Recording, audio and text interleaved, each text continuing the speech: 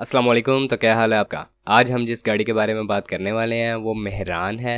Model इसका सन 2014 का है और ये गाड़ी जो अभी तक चल चुकी है ये 80,000 किलोमीटर है। कंडीशन इसकी यूज्ड है लेकिन देखने में न्यू ही लगती है। कंजप्शन इसकी जो है वो पेट्रोल है।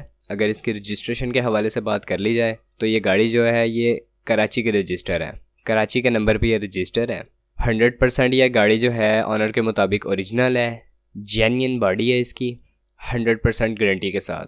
इंजन जो है इसका वो भी अभी तक किसी किस्म का काम नहीं हुआ उसमें।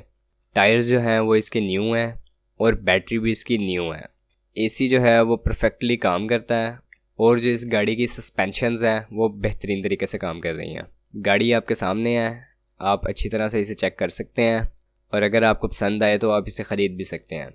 अब ख़रीदना कैसे है, इस गाड़ी का जो लिंक है वो आपको डिस्क्रिप्शन में मिल जाएगा।